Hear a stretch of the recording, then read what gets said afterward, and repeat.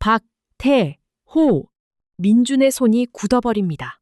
아버지, 당신이 직접 서명한 살인 지시서였습니다. 먼지 쌓인 지하 창고. 7년 만에 모습을 드러낸 낡은 종이 한 장을 쥔 민준의 음성이 서늘하게 가라앉습니다. 분노조차 사치라는 듯 모든 감정이 타버린 재처럼 차갑고 완전한 확인만이 그의 눈빛을 집요하게 잠식합니다. 그 서늘한 전율이 채 가시기도 전. 앉아.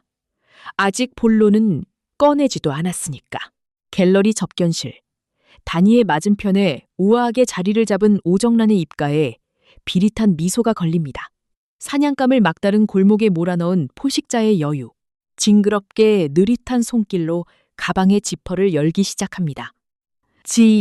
사모님, 그 기록 끝까지 읽어보셨나요? 소름 끼치는 마찰음 끝에 흘러나온 다니의 목소리가 차갑게 가라앉습니다. 7년의 핏빛 진실과 30년의 잔인한 비밀이 오늘 같은 시각 하나의 건물 안에서 동시에 폭발합니다. 과연 벼랑 끝에 몰린 괴물들 중 누가 먼저 파국의 구덩이로 떨어질까요? 지금 바로 시작합니다. 구독, 좋아요. 이제 우리 아델 그룹의 새로운 미래를 이끌어갈 박태호 회장의 승리에 찬 선언은 육중한 이사회실 문이 쾅 하고 부서질 듯 열리며 산산조각 났습니다. 임원들의 경악 어린 시선이 일제히 문 쪽으로 쏠렸습니다. 비서진의 만류를 거칠게 뿌리치고 들어선 이는 민준이었죠. 평소에 흐트러진 모습은 온데간데 없고 얼음장처럼 날이 선 슈트 차림의 그가 망설임 없이 태호를 향해 직선으로 걸어 들어왔습니다. 무슨 짓이냐? 당장 저 녀석을 끌어내지 않고! 태호의 사자후가 대리석 회의실을 쩌렁쩌렁 울렸지만 민준의 걸음은 단 한치도 흔들리지 않았습니다. 상서까지 다가간 민준은 태호의 정면 탁자 위에 두 손을 짚었습니다. 고요하지만 칼날보다 예리한 목소리가 허공을 찢었습니다. 7년 전, 2019년 태미바이오 백준기 대표와 딸 백진주의 차량 사고, 아버지가 직접 지시하셨죠. 질문이 아니었습니다. 확신에 찬 선고였습니다. 순간 장내의 모든 소음이 증발했습니다. 배석해 있던 임원들은 숨이 멎은 듯 얼어붙었고 태호의 눈동자는 미세하게 경련하며 떨리기 시작했습니다. 네가 지금 제정신이냐? 어디서 그따위 헛소문을? 오늘부로 아델과의 모든 관계를 정리하겠습니다. 박민준이라는 이름 뒤에 붙은 박태호의 핏줄. 법적으로도 가족적으로도 완전히 도려낼 겁니다. 폭탄 같은 선언을 마친 민준은 대답조차 듣지 않고 돌아섰습니다. 단 한 번의 뒤돌아봄도 없이 이사회실을 빠져나가는 민준의 구두 소리가 단두대에 칼날이 떨어지듯 묵직하게 이사회실을 울렸죠. 그 뒷모습을 독사 같은 눈으로 노려보던 정란이 태호의 귀에 대고 속삭였습니다. 이대로 두실 거예요? 민준이가 미쳐 날뛰게? 태호의 침묵이 살벌한 대답을 대신했습니다. 정란은 차가운 미소를 지으며 이사회실 구석으로 물러나 송근태에게 전화를 걸었습니다. 목소리는 더없이 낮고 은밀했습니다. 김명희가 손쓰기 전에 그 물건부터 치워. 30년 전 그 기록. 오늘 밤 안으로 반드시 없애야 해. 복도 끝 벽 너머. 그 모든 말을 듣고 있던 다니의 심장이 내려앉았습니다.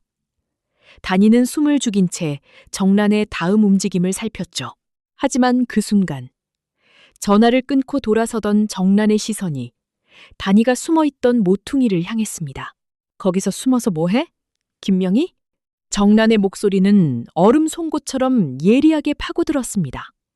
다니의 시선과 정란의 악의 어린 눈빛이 정면으로 충돌했습니다. 다니의 손바닥에는 어느새 식은땀이 배어나오고 있었습니다. 이사회가 발칵 뒤집힌 직후 아델과 저택에는 회사에서 쫓겨나 저택 출입마저 굳게 막혀있던 유나가 경호원들의 눈을 피해 몰래 숨어들어와 있었습니다. 그때 유나의 핸드폰 화면이 차갑게 빛났습니다. 발신자는 클로이였습니다. 최유나 씨, 방금 민준 씨가 이사회 씨를 엎었어요. 7년 전 사고를 다 알았더라고요. 회장님이 꼬리 자르기 딱 좋은 타이밍인데 숨을 곳은 찾았어요?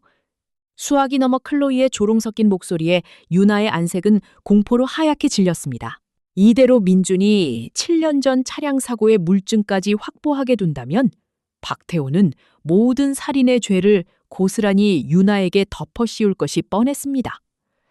유나는 덜덜 떨리는 손으로 황급히 뒷조사를 위해 돈으로 매수해둔 브로커에게 전화를 걸었습니다. 지금 당장 경찰서 보관 창고로 가. 7년 전 백준기 대표 부녀 차량 사고 기록 무슨 수를 써서라도 먼저 빼내서 전부 태워버려. 박민준이 먼저 잡게 두면 너도 나도 끝이야. 전화를 끄는 유나는 벼랑 끝에 선 심정으로 박태호의 개인 서재 문고리를 잡았습니다. 가련한 피해자가 아닌 어떻게든 쓸모를 증명해야 하는 공범의 얼굴이었죠. 서재 안은 무덤처럼 고요했습니다. 막 돌아온 박태호는 창가를 향해 선 채 거대한 등을 보이고 있었습니다. 유나는 망설임 없이 카펫 위로 두 무릎을 꿇었습니다. 회장님, 민준이가 7년 전 차량 사고 기록을 찾으러 경찰서로 갔습니다. 제가 이미 사람을 보냈으니 제가 다 맡겠습니다. 태호는 천천히 돌아섰습니다.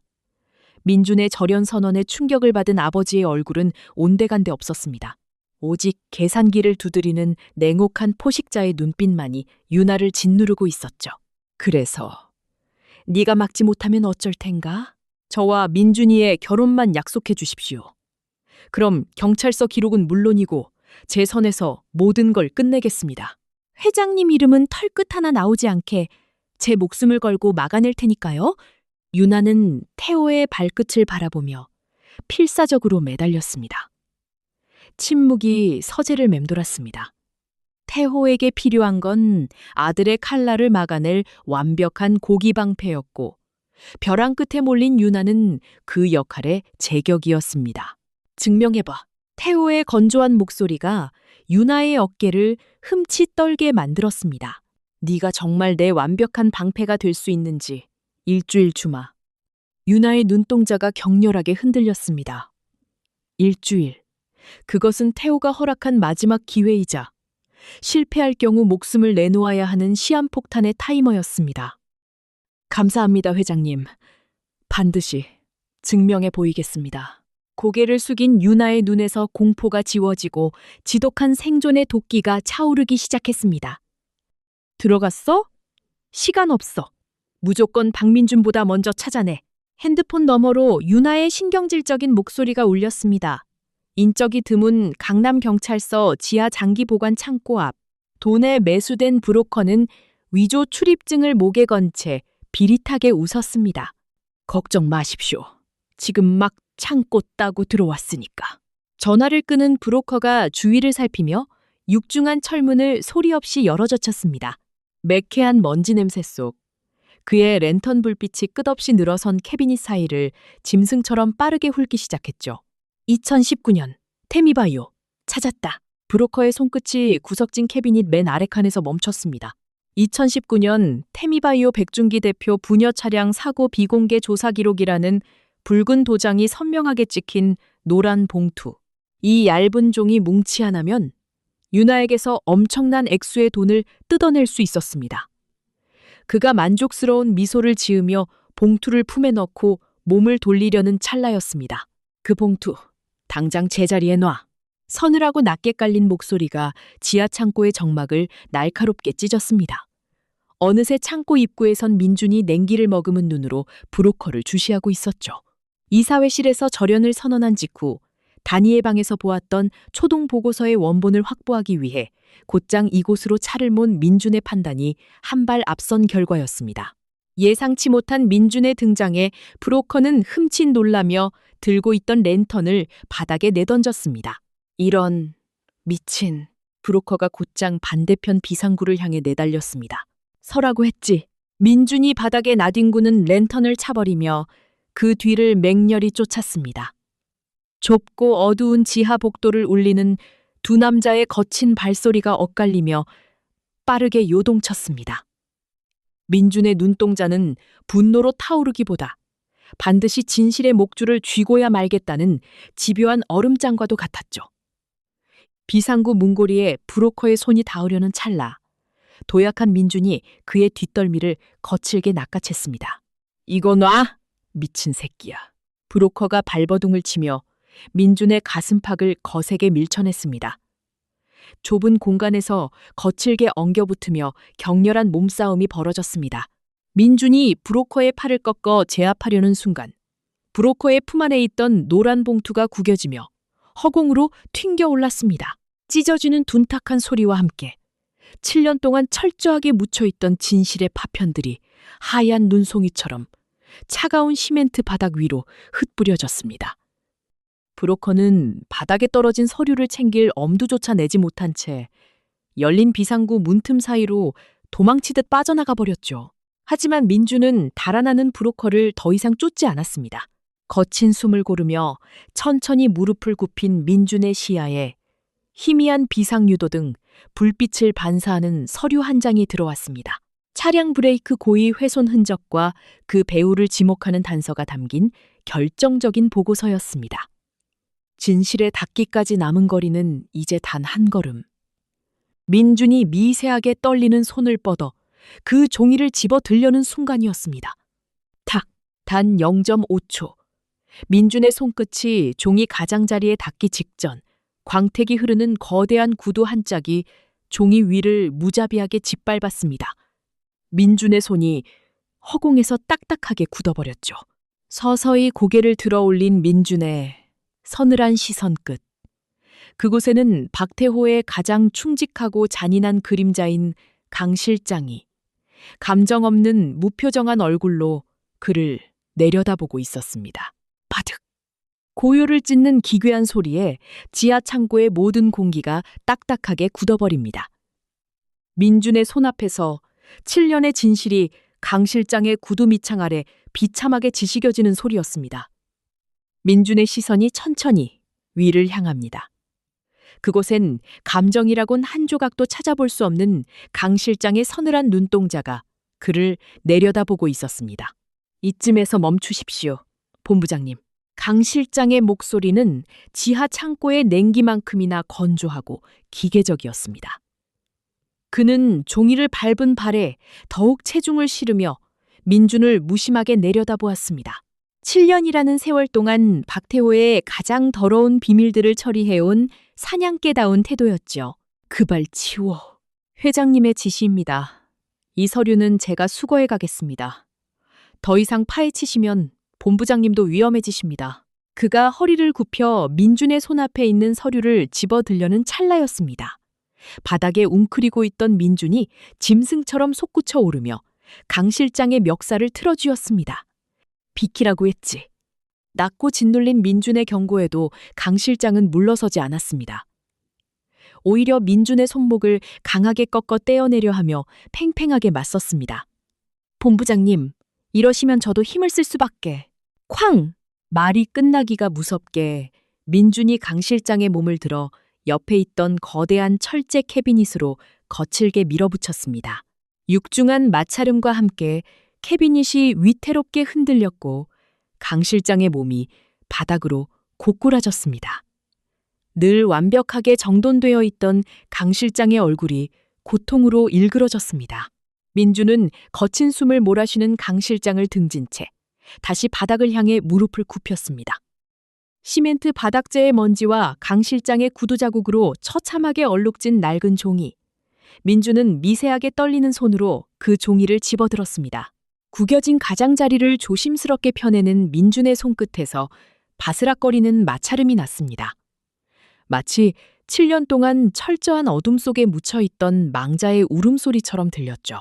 민준의 시선이 종이 위를 빠르게 훑어내려갔습니다.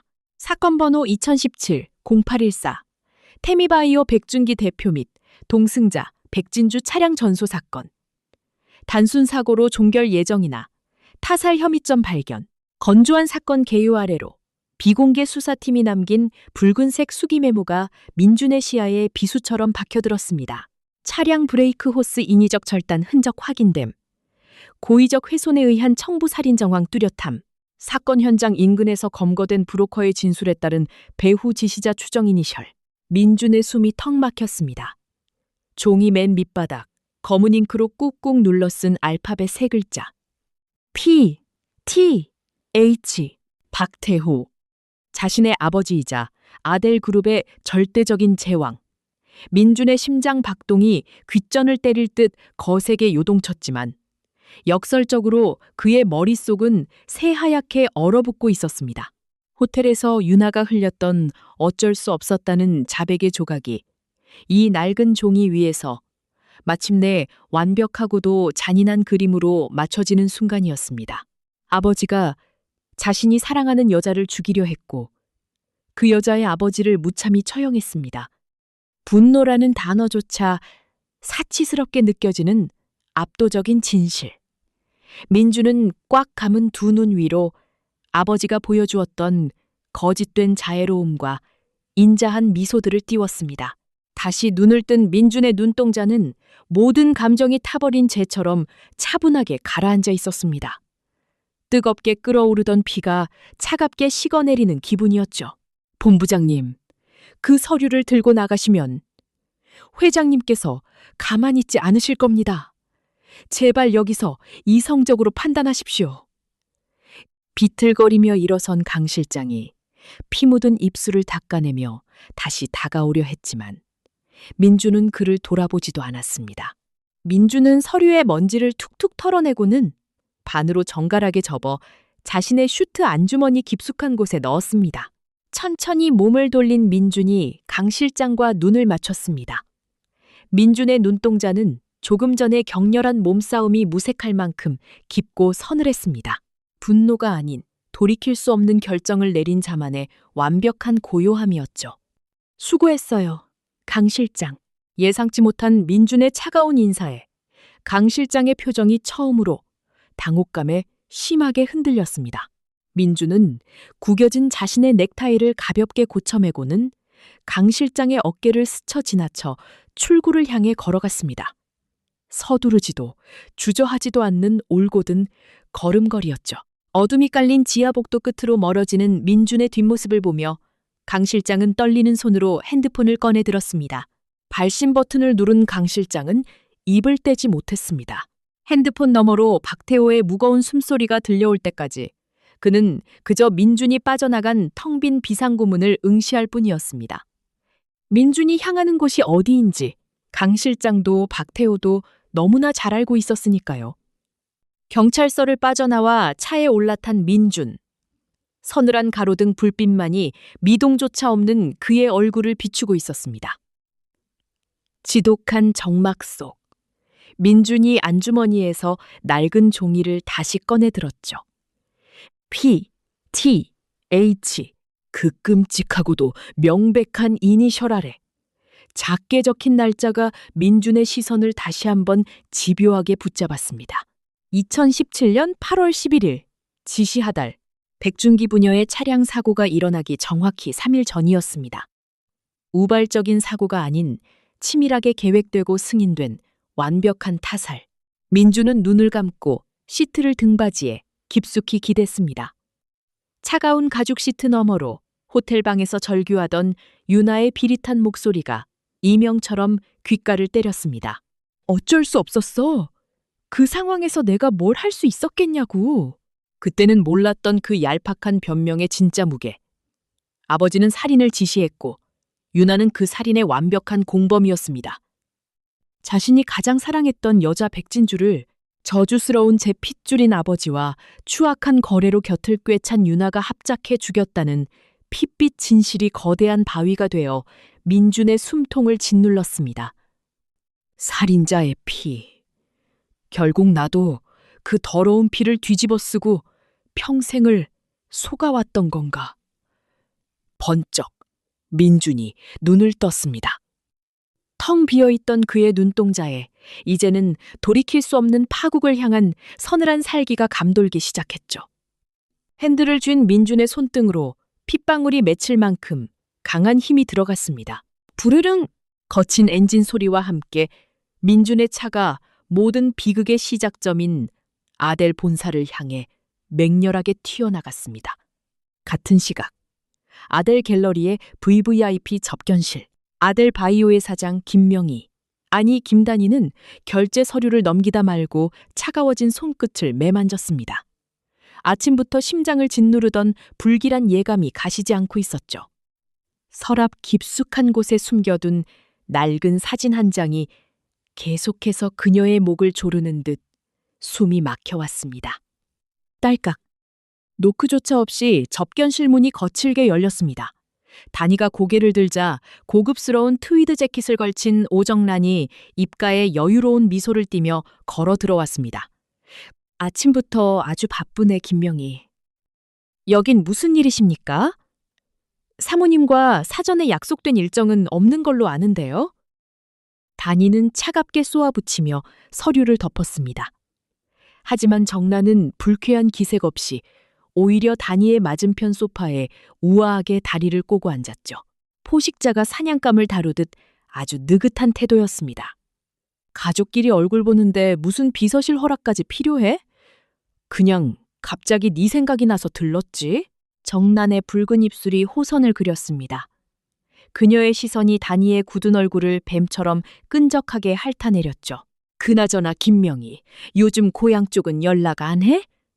다니의 서류 위를 맴돌던 손끝이 미세하게 멈칫했습니다. 고향이라는 두 글자에 심장이 발밑으로 쿵 떨어지는 것 같았죠. 정란은 그 찰나의 균열을 놓치지 않고 날카롭게 파고들었습니다. 왜? 네 고향 말이야. 갯바람 불던 그 촌구석. 요즘 거기 오래된 지인들이 널 아주 많이 궁금해하더라고. 무슨 말씀을 하시는 건지 모르겠군요. 업무 외적인 농담을 받아줄 시간 없습니다. 나가주시죠. 다니가 흔들리는 눈빛을 애써 감추며 자리에서 일어서려 하자 정란이 명품 가방 위로 손을 올리며 나직하게 덧붙였습니다. 앉아. 아직 본론은 시작도 안 했으니까. 정란의 목소리에서 웃음기가 싹 가셨습니다. 다니는 보이지 않는 거대한 힘에 짓눌리듯 털썩. 다시 의자에 주저앉고 말았습니다. 식은땀이 등줄기를 타고 흘러내렸습니다. 정란이 가방의 지퍼를 천천히 아주 느리게 열며 다니의 눈을 똑바로 응시했습니다. 아, 맞다. 내가 오늘 아주 재미있는 기록 얘기를 하나 해주려고 왔거든. 30년 전에 죽은 사람에 관한 기록 말이야. 그 순간 민준의 차가 아델 본사 VIP 전용 주차장 입구에 굉음을 내며 거칠게 멈춰 섰습니다. 차에서 내린 민준이 차갑게 식은 눈으로 우뚝 솟은 아델의 마천루를 올려다보았습니다.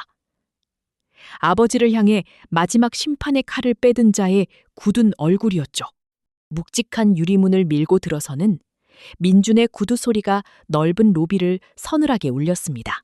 그 파국을 알리는 서늘한 발소리가 닿은 곳은 다름 아닌 갤러리 VVIP 접견실이었습니다.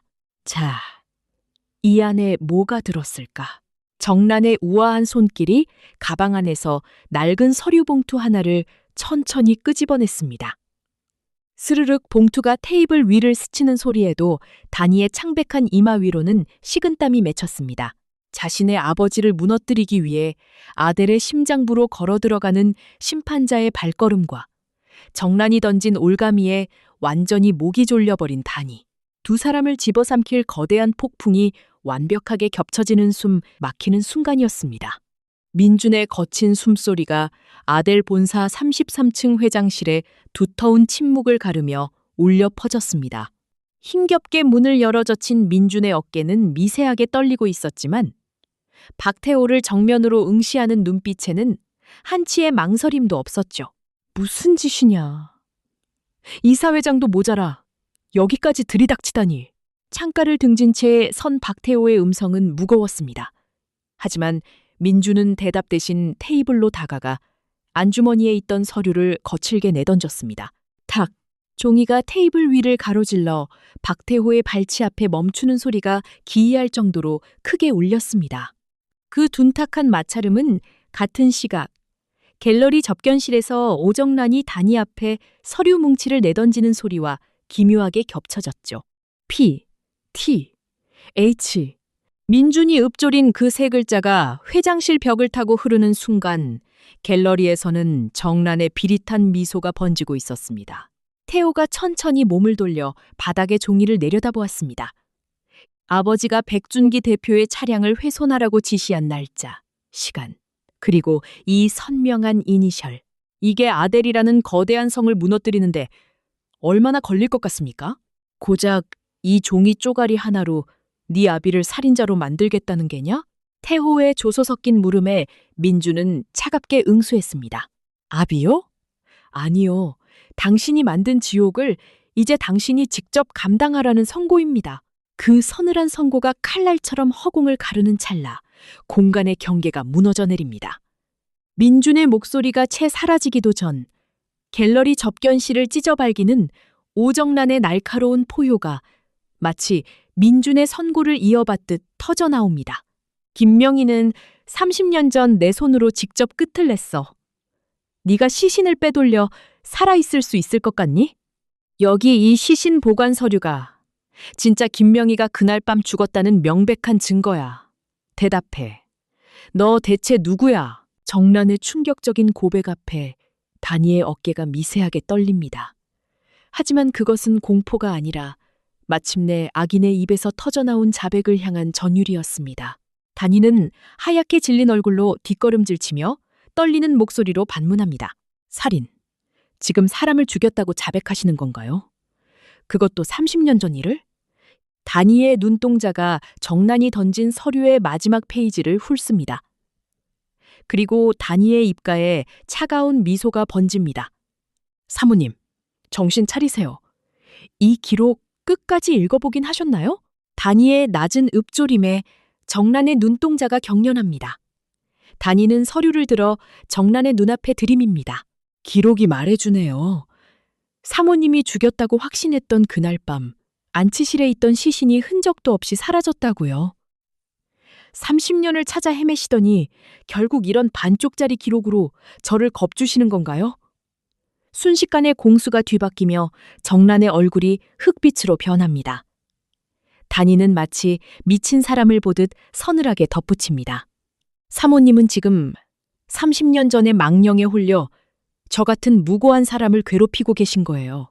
그 시신이 어디로 갔는지, 그날 누가 사모님의 그 추악한 현장을 지켜보고 있었는지, 사모님은 평생 그 의문 속에서 미쳐가게 될 겁니다.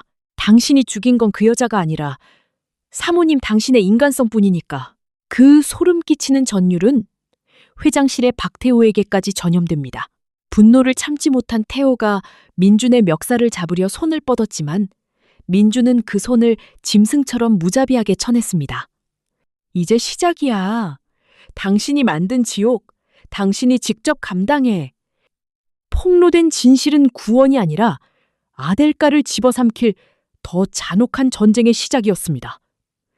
자폭하듯 살인을 자백해버린 오정란의 광기와 아들의 칼날 앞에 선 박태호의 잔인한 선택, 벼랑 끝에 몰린 괴물들이 살아남기 위해 서로의 목을 물어뜯기 시작하는 순간, 과연 이 핏빛 소용돌이의 마지막 제물은 누가 될 것인가요? 오늘 준비한 이야기는 여기까지입니다. 이번 이야기가 재미있으셨다면 구독과 좋아요, 알림 설정 부탁드립니다.